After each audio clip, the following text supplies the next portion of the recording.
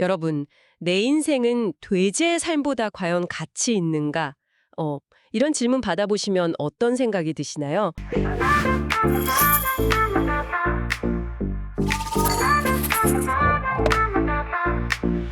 오늘은 바로 이 도발적인 질문을 던지는 책, 셸리 케이건 교수의 어떻게 동물을 헤아릴 것인가를 함께 좀 깊이 파고 들어보겠습니다.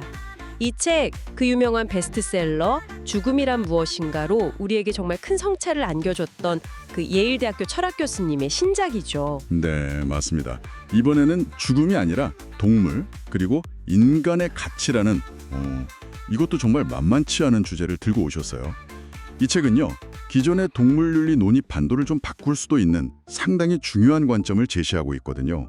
그래서 오늘 저희는 케이건 교수가 이 책을 통해서 동물의 권리, 또 인간의 가치를 어떻게 탐구하는지 그 핵심 논증을 따라서 한번 집중적으로 살펴보려고 합니다. 물론 여기 이 책 내용에만 근거해서요.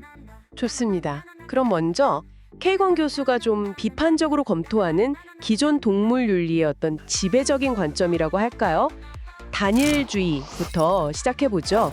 흔히 고통은 고통이다 이런 말처럼 인간과 동물이 윤리적으로 동등한 지위를 갖고 비슷한 이해관계는 똑같이 취급해야 한다 이런 생각이잖아요.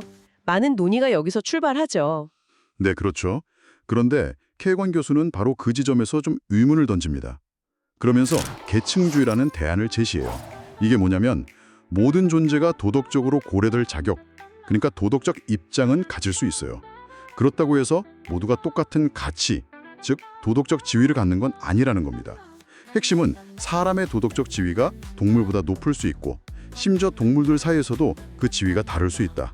이게 이 책의 아주 중요한 전제예요. 아, 계층주의요.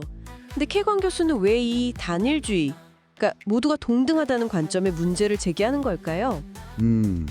케이건 교수는 이 단일주의가 현실의 많은 문제를 설명하거나 뭐랄까 해결하기 좀 어렵다고 보는 것 같아요.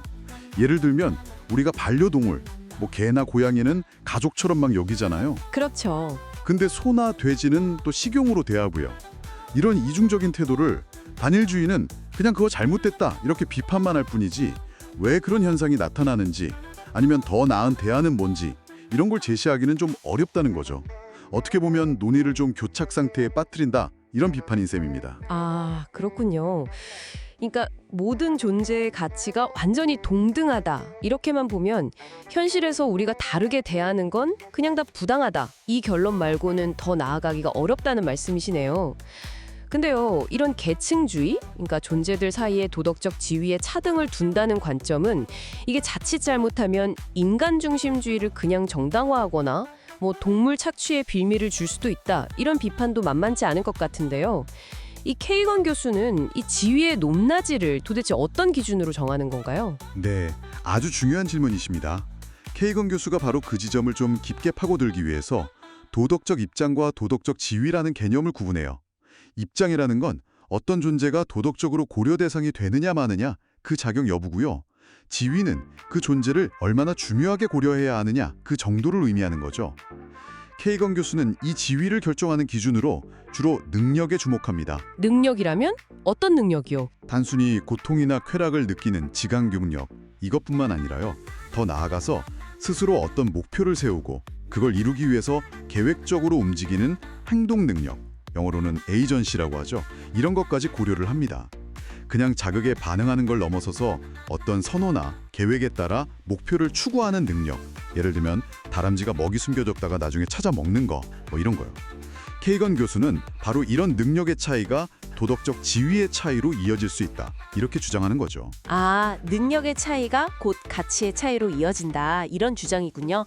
그래서 이 책이 뭐 동물 실험은 괜찮다, 안 된다, 혹은 채식주의는 해야 한다, 말아야 한다 이런 구체적인 사안에 대해서 딱 부러지는 답을 내리기보다는 계층주의라는 이 틀 자체에 어떤 이론적인 정당성을 좀 탄탄하게 만들고 논쟁을 좀 촉발하라는 그런 의도가 강한 책이군요.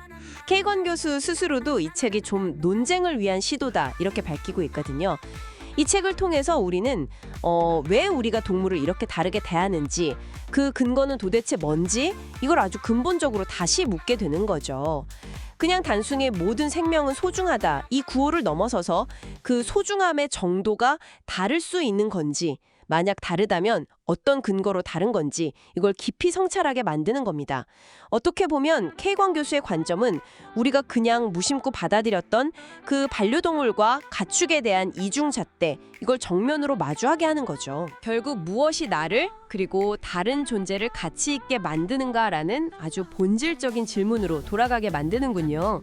자, 오늘 우리는 셸리 케이건 교수의 어떻게 동물을 헤아릴 것인가를 통해서 동물 윤리에 대한 기존의 단순 평등이라는 관념에 도전하는 도덕적 지위의 계층이라는 상당히 도발적인 관점을 함께 살펴봤습니다. 네.